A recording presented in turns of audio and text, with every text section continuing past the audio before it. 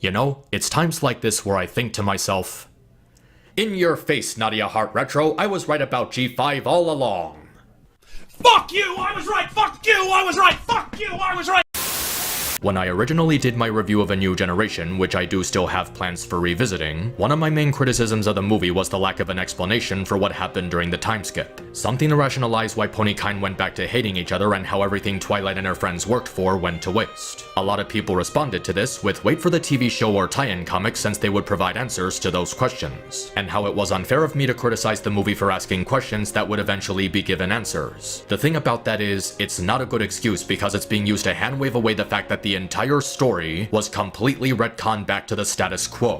When you're doing the whole all of these questions will be answered in the next episode thing, you have to give people a satisfying conclusion to the current story. Something that sparks their interest instead of teasing them with a repetitive cliffhanger. The mystery that you leave for the audience to think about has to be a good one. Something that's fun to think about instead of making it into a chore. The mystery given by A New Generation was not good because there were so many confusing and contradicting pieces of information laced throughout the entire movie that outright broke the world. For example, it was made very clear throughout G4 that ponies needed magic to keep the sun in a natural orbit. And now in G5, where all the magic has disappeared, the ponies have nothing to move the sun, which would result in the planet being incinerated, because it doesn't rotate, I guess. Even if we were to assume they just came up with some magic spell that allowed the sun to move by itself, they would still need magic for it to work. It can't be because of any scientific breakthroughs, because the technology seen throughout the film is not in any way futuristic or at least something that would suggest that they invented some kind of super science capable of moving a celestial body. And this is just the first example that comes to mind. There's a lot of other similar problems raised by the movie's inability to address its inconsistencies with G4. A couple of months later though, IDW released the first of a series of G5 sequel comics, consisting of events taking place sometime after the movie. And these were the comics that were going to provide all the answers to those questions people had from seeing the movie, including what caused ponies to divide. And after reading them, there's honestly a part of me that just wishes they kept the information anonymous. You ever heard the phrase, a horrible explanation is worse than no explanation at all? That is the only way I can describe issues 1 through 10 of the MLP G5 comics without going into crucial detail. I probably should have taken the big reveal that they were using Discord as the main source of conflict again as a clear sign for how god-awful the writing would be, because it's not like these morons were creatively bankrupt already. Let's just have Discord make an oopsie for the 20th time. Because if it worked the first time, we have to keep repeating it. That was the strategy they used for the highly successful Disney Star Wars sequel trilogy, right? I was willing to give them the benefit of the doubt at first, but after issue 2, it just gets more and more convoluted until it all leads up to the stupidest way they could have possibly ended this story. It all starts with the Unity Crystal being disrupted by someone stealing one of the pieces. Okay, first off, why wasn't anyone safeguarding this thing? If the Unity Crystal is so important, why isn't it being protected? Is no one keeping watch over this artifact that they need to keep their magic intact? Or at least place it in a secure safe with a lock instead of just leaving out in the open for anybody to steal? Your intellect is as weak as your dollar. Failure is your destiny. You disrespect yourself and your nation. You are made of stupid.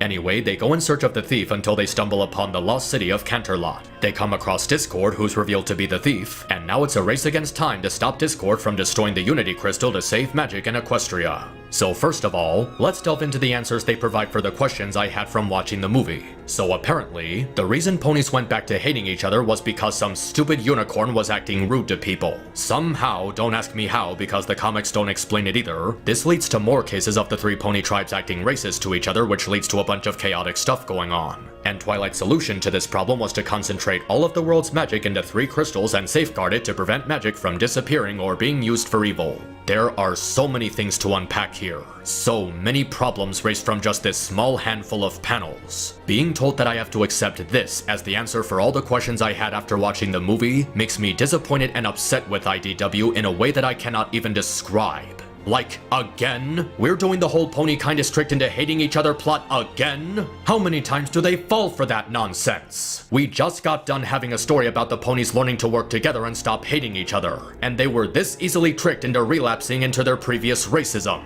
Why? Because some random unicorn started acting entitled? How did the rest of Equestria pick up on that? How did everyone in the country hear about this one isolated incident and respond with, we should go back to being racist? Hell, even with context, it doesn't even sound like a race issue. It's just some random pony cutting in line. The ponies of Equestria have to be the most easily persuaded characters in all of fiction. They're practically tricked into being racist again at the drop of a hat. Like, did they all just forget about the Student 6? Did they just forget about how everyone banded together and put aside their differences to defeat the terrible trio who was threatening to bring back the Wendigos and destroy civilization? Was the School of Friendship really that pointless of an inclusion that they were going to erase and undo everything they did with it that quickly? And what about the Student 6? Them bringing everyone together in the finale was the only arguable thing of value they did in the entire show, and now it's worthless. You're telling me that the School of Friendship was able to easily solve the stupid race issue, and then it immediately ends up being useless when the same shit is repeated later on. It's not even an original conflict.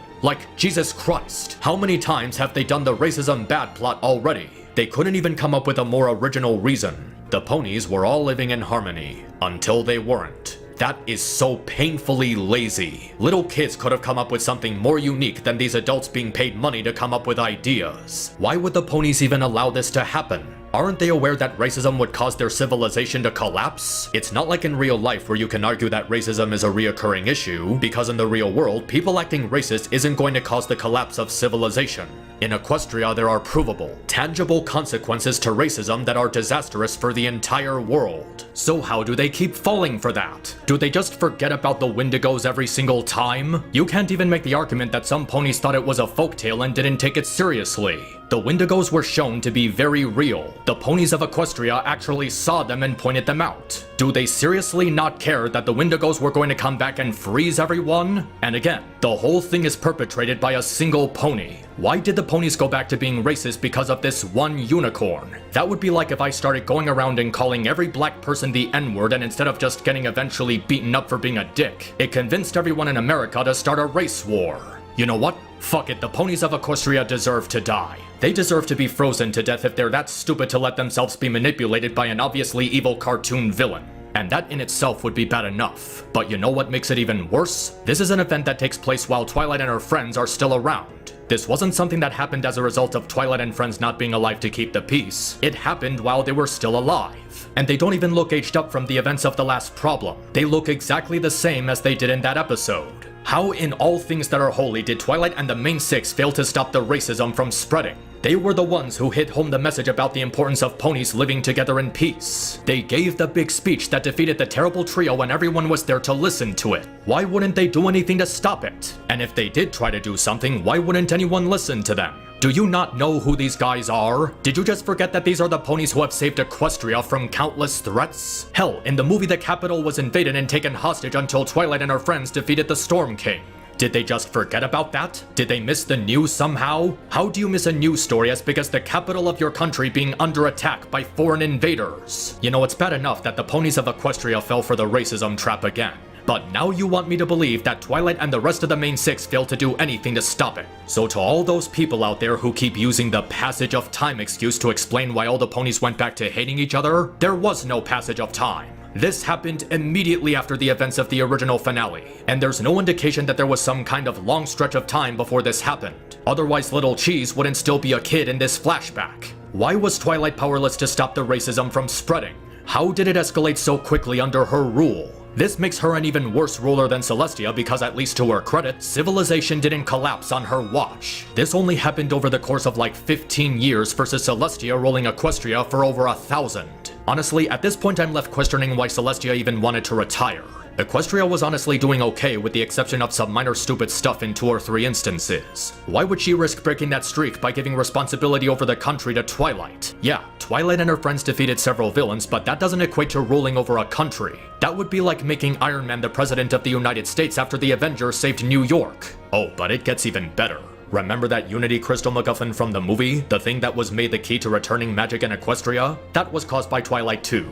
Apparently, her grand master plan to save Equestria was taking everyone's magic and just stuffing it into these crystals. So she pretty much just made herself into a tyrant holding all of Equestria hostage by threatening to take away everyone's magic if they didn't stop arguing. That is the stupidest thing she could have possibly done in that situation. She's the princess of friendship. Couldn't she just, I don't know, find a way to encourage or teach people to get along? Oh no, there's a big threat that we can't face unless we're all unified. I better take away all the magic to keep us from fighting each other. And yet they end up fighting each other anyway.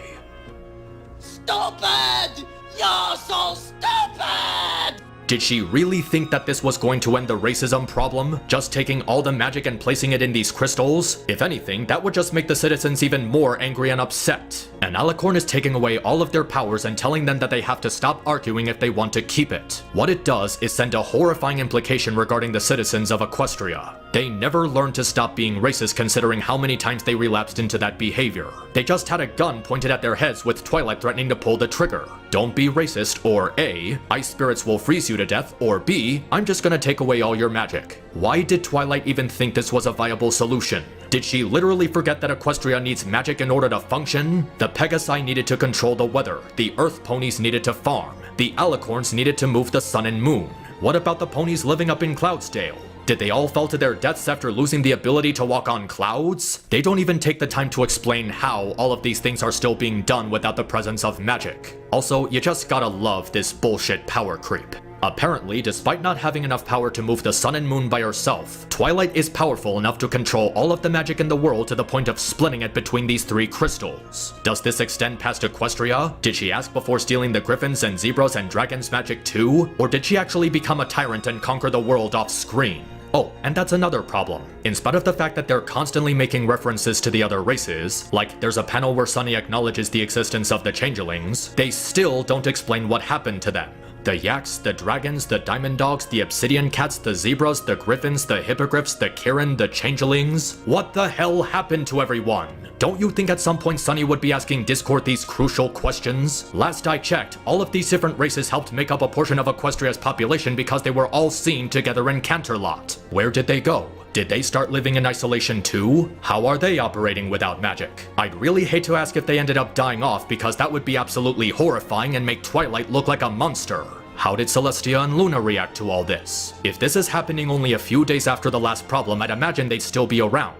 Did they just agree to Twilight's stupid plan? Did they think it was a good idea to take all the magic and condense it into these crystals? This is literally what Starlight did in Season 5. Was Season 5 Starlight just supposed to be right all along? This just makes Twilight look like the villain in that situation for going against an ideology that she would just eventually defect to. There are already consequences for the tribes conflicting with each other, devastating ones. How does funneling all the magic in these crystals solve anything?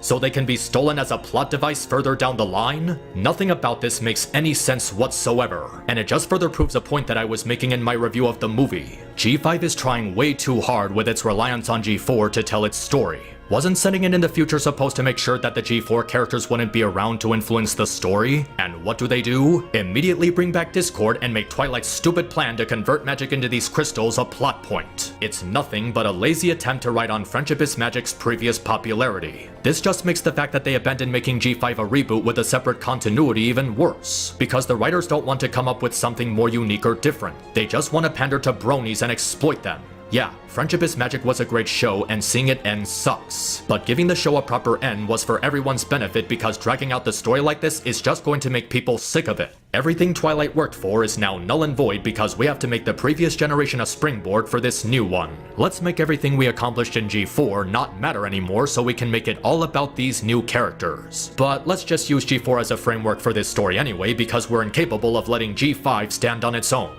This is the worst thing you can possibly do with a time skip in the sequel, and these idiots are practically relishing in it. Like they're actually proud of destroying everything for the sake of this disingenuous narrative. And the cringe only continues from that point forward. Firstly, all of the characters, at least the main 5, are boring cardboard cutouts. All of their personalities are one-note and generic with nothing particularly interesting that sticks out. Izzy is just silly and naive, Sunny is simple-minded and tends to have panic attacks, Hitch is kinda just there with no particular quirks, and Zip is kind of just this wannabe detective. There are scenes throughout the story that give them observation skills to show how smart they are, but being smart isn't a significant personality trait. Pip in particular is the worst of the bunch because of her constant whining and acting entitled the entire time. She has no positive qualities to speak of. All she does is obsess over her social media and live streaming. It's like they took Rarity and removed all of her positive traits, only leaving her vainness and self-centeredness. In a way, all of the main 5 feel like discount versions of the main 6, which I know is a criticism I use for the movie, but it just feels so much less satisfying here. They could have at least added more personality traits, especially with such a drastic change to the world with the return of magic. Seeing how they added almost nothing new to the main cast just makes the story boring.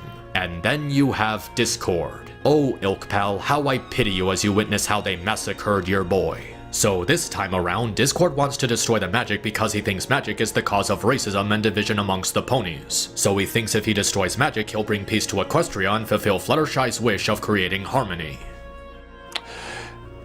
No, just no. Let's start by going over the obvious holes in this plan.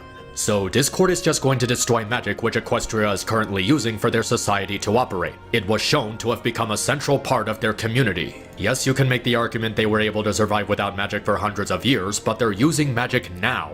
Magic they use to help in things like construction and transportation. What do you think's gonna happen if all of that is taken away? What if a Pegasus is flying while Discord is in the process of destroying the crystal? That Pegasus is gonna fall to their death. Actually, that's shown to directly happen in the first issue. There are so many unfortunate implications behind Discord wanting to abruptly destroy magic while the ponies are doing daily activities. Oh, you think you're going to bring peace and harmony to Equestria? I hope that construction worker who almost got crushed to death when you took away her magic doesn't disagree with you. He says he wants peace, yet he's creating a situation where hundreds of ponies could end up dying while they're just minding their own business. And no one gets killed or everyone turns out fine in the end is not an excuse. Discord is being reckless and careless and is not considering the long-term consequences of his plan. He's being a complete moron when he's supposed to be a lot smarter than this. And in spite of that, we're supposed to feel bad for Discord because he's lonely and misses Fluttershy. And yet he is actively disregarding her wishes by destroying the magic she swore to protect. What a way to honor the legacy of your best friend. Heck, even before she passes away, he was shown dismissing Fluttershy's feelings. In issue 6, there's a flashback where Fluttershy and Discord are shown arguing over magic and how it's causing division between ponies. And instead of listening to what Fluttershy has to say, he just storms off in a huff. And this scene with Discord claiming magic can destroy them is said with a lot of vitriol. Considering the timing and tone of this flashback, it looks like he wanted to destroy magic way before Twilight created the Unity Crystal. So wait a minute, did Fluttershy not do anything to tell Twilight and the others about Discord's growing contempt for magic? Did they just never take the time to talk to him and just hope the problem would go away? Did they just completely forget about Discord's history of impulsive and reckless behavior? Did they seriously think he wasn't gonna do anything? Why wouldn't they talk to him or at least keep him in check? At this point, I can't even say I entirely blame Discord because the main six were willing to ignore a giant problem that was standing right in front of them. And the bullshit continues when they suddenly decide that there's some sort of deep personal connection between Discord and Izzy when they hardly interact throughout the story. Why are we supposed to believe there's some kind of connection between Discord and Izzy? Because she did something that reminded him of Fluttershy? They hardly have any exchanges throughout the arc and all he sees of her is being left behind when the group split up to look for him, and how that somehow resembled Fluttershy making excuses for others. What makes it even worse is that in spite of the writers constantly attempting to make you feel bad for him, he's constantly doing terrible things throughout the story. He tricks someone into vaporizing an entire town by destroying one of his mirrors. He tries gaslighting Sunny into thinking magic is a bad thing without regard for the damage he'd be causing by destroying it. He traps the main five in a cage suspended over a deadly fall. I'm pretty sure that trapping people against their will while you attempt to permanently hobble the entire world to keep your friend's actions in place is a bad thing. There's no grayness in that. Why should I sympathize with him when he's being way worse than back when he was a straight-up villain? The worst thing Discord did during Celestia's rule, from what I can remember, was inconvenience the laws of reality. He wasn't trying to destroy society's source of energy or set criminals free to terrorize the capital. It's also that the writers have backstory fodder in the form of a G4 character for explaining stuff from the movie, so they don't have to commit to anything different. Oh, but you wanna know what the best part is? I don't think you have to guess because you've already figured it out. He gets off scot-fucking-free again.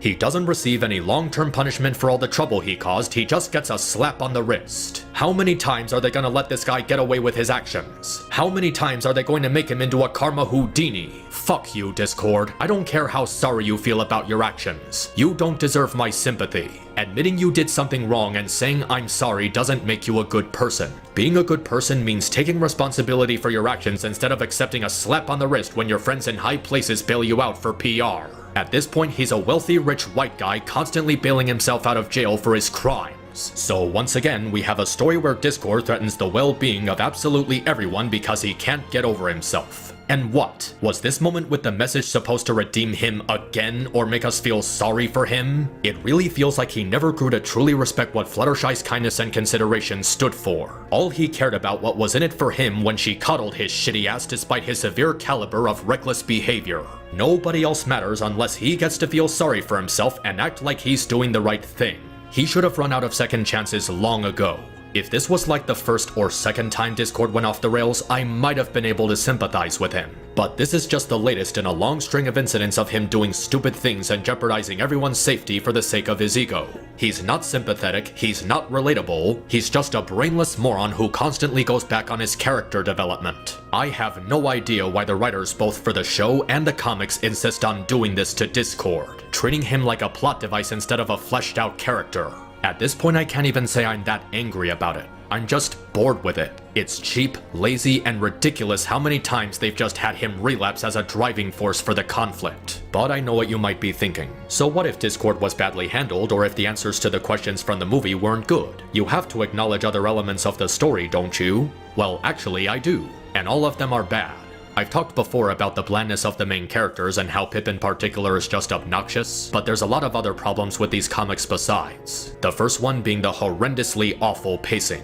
A lot of panels just amount to dragged out dialogue with not a whole lot of interesting chemistry between the characters. There's a lot of boring exposition dumping and filler where they aim for the barest attempt at humor. I wouldn't mind too much except that it's a problem that follows the reader throughout the entire arc. So much time is wasted on boring dialogue and unfunny jokes when they could be fleshing out the characters or try to make better sense out of Discord's motivations. And not to mention, there's a bunch of filler issues that don't do anything to further the story. You heard right, filler issues. Entire comics that serve no purpose except to waste the reader's time. There's like 1 or 2 panels in each one where they briefly reference Discord, and that's precisely it. Oh, but G4 was meant to be a slice of life show. Why are you criticizing G5 for trying to do the same thing?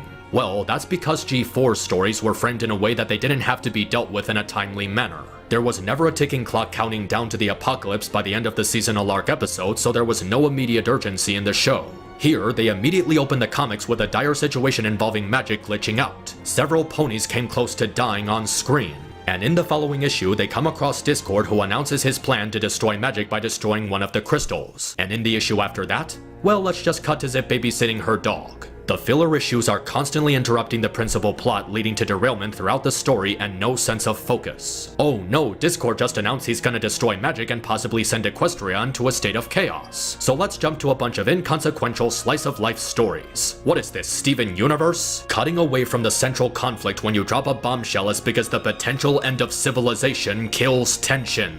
That's like playing a video game where the bad guy is about to send a meteor crashing into your hometown and instead you go off to do a bunch of side quests and item farming. As a result of all this low-stakes filler combined with all these panels filled with dragged-out exposition dumping and half-baked jokes, the main story involving the search for Discord is both painfully slow and rushed beyond belief. There's never a moment where the reader feels juvenated because the flow is always being jumbled and scattered around.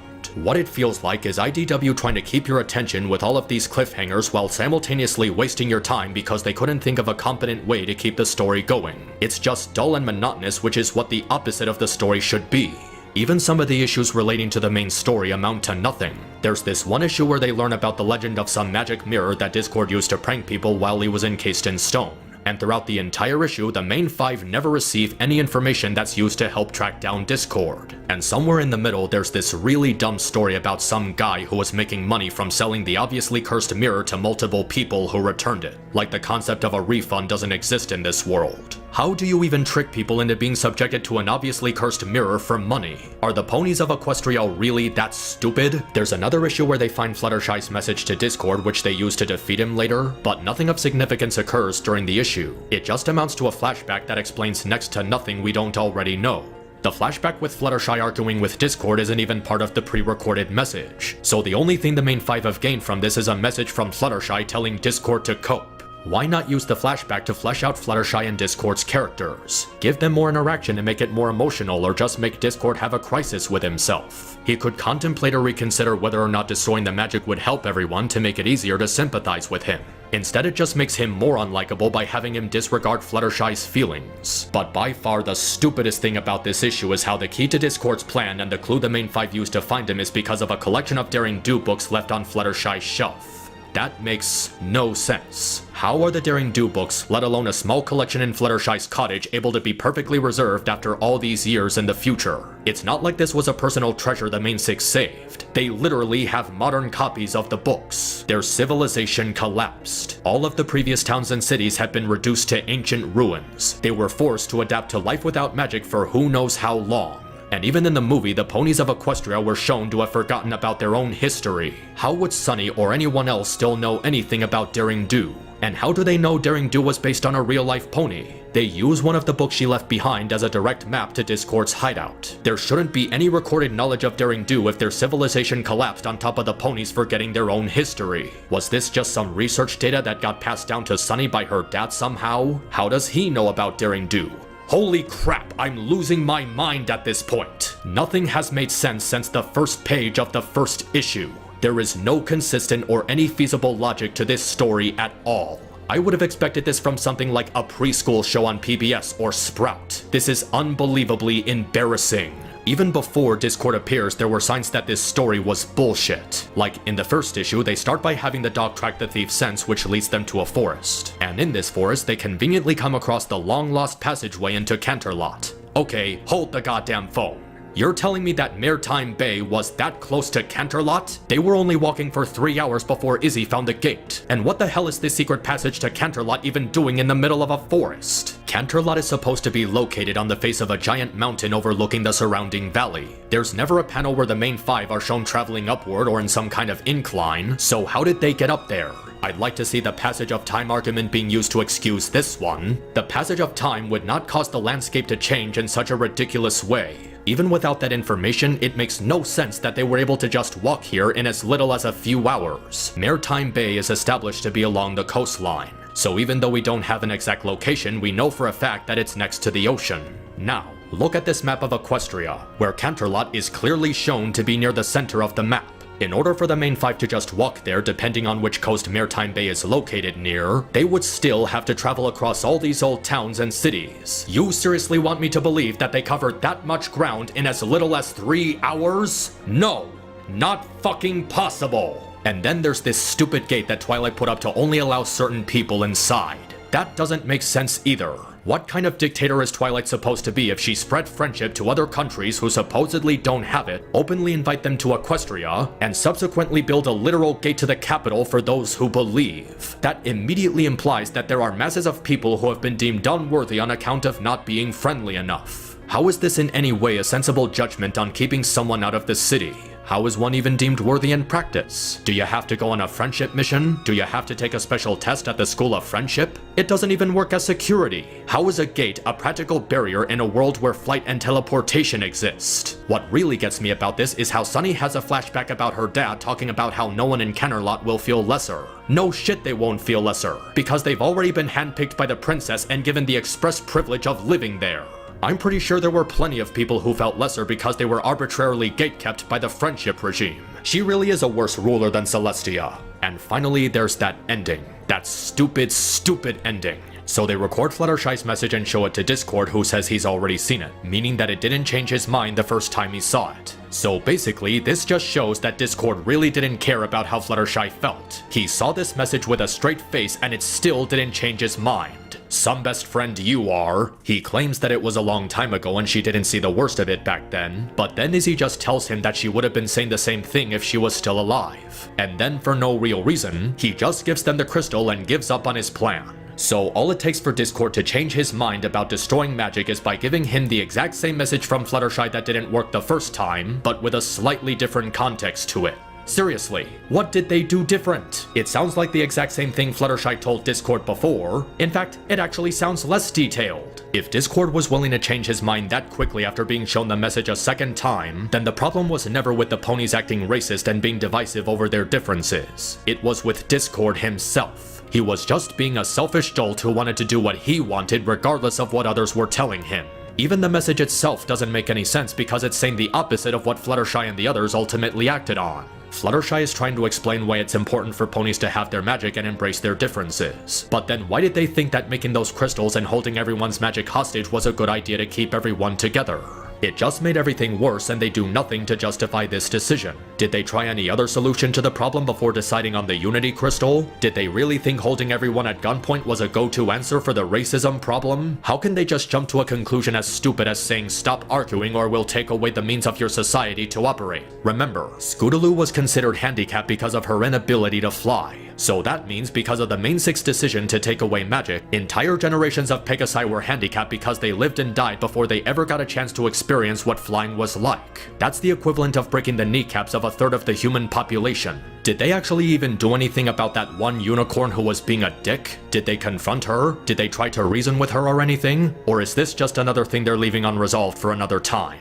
Just fuck these comics, I can't make sense out of them anymore. All this comic arc did was prove my point about G5 when I originally reviewed A New Generation. They should have just created an entirely new world with a separate continuity. Having it take place in the same universe as G4 is such a huge can of worms which the writers have popped open without the slightest concern. Considering the amount of changes G5 went through from being a full-on reboot to the sequel series we have now, I seriously wonder when the decision to make it a sequel to G4 was made because everything screams that it was a last-minute decision. It literally hangs on G4's legacy to support and justify its own existence rather than being its own thing, which doesn't make it more interesting or immersive, it just makes it less creative. The core problem with G5 as a whole is that it's predicated on a completely unbelievable plot point, that being ponies so easily gave up on the values of harmony and friendship that kept the three tribes unified. And now we're supposed to believe that a fundamental pillar to their civilization could be socially engineered out of them in at max a few generations through the machinations of some unicorn acting entitled in a marketplace. And instead of doing anything to learn about how magic might have caused the Great Divide to prevent it from happening again, the conflict is driven by discord acting stupidly out of character just like those ponies who suddenly fell for the racism thing again. He wants to do something that goes against his core concept just because he wants to concoct a ridiculous plan he thinks will end racism, because some filly didn't want to be with Fluttershy for not showing her how to levitate an apple. All I can say is, what a pathetic waste of my time these comics were, desperately trying to claw at how I'm a G4 fan and attempt to get my attention. It's like they were completely incapable of leaving G4 in the past and wanted to bring it back to grab the attention of bronies in spite of G4's previous popularity no longer being at its peak. I've had a lot of people asking me to check out the Make Your Mark series, and honestly I don't really care about it. If the show is gonna be anything like these comics, that being desperately trying to ride on G4's past popularity to grab the attention of bronies, and considering they bring back Twilight in the trailers, that's exactly what they're doing, I have no reason to watch it because I already know it's just gonna be another waste of my time. The thing about G4 is that it was lightning in a bottle. It's not something that you can just recreate, especially with a sequel. It was the show that kicked off people's interest in modern cartoons while having a separate identity of its own. It created a fresh world of engaging characters while using a unique framework for telling its stories. It is, in spite of its flaws, a modern classic. G5 is not a modern classic. It's a bland, tedious, flat, uninspired slog masquerading as a faithful continuation of its predecessor in spite of everything pointing to the contrary. It's not the worst continuation of a beloved classic I've ever seen. Trust me, I've seen much, much more disgusting and vindictive sequels. But this iteration of My Little Pony still sucks at capturing the spirit of friendship is magic. Instead of adding to the world and making it more interesting, it takes away from it and makes it dull. Instead of remaining consistent with the lore, it contradicts everything that was previously established. And instead of trying to stand on its own, it piggybacks on the previous entry of the franchise in a sad attempt to obtain relevance. And all I want to ask is, why? Why does this keep happening? Why does the industry insist on tainting beloved franchises with all of these half-baked reboots and remakes and sequels with no identity of their own? Are they really this creatively bankrupt that everything needs to be a nostalgic cash grab? Fuck it, I'm tired and I just want to go to bed, so here's a clip of a dog playing with its reflection. It's a sign that he's dumb.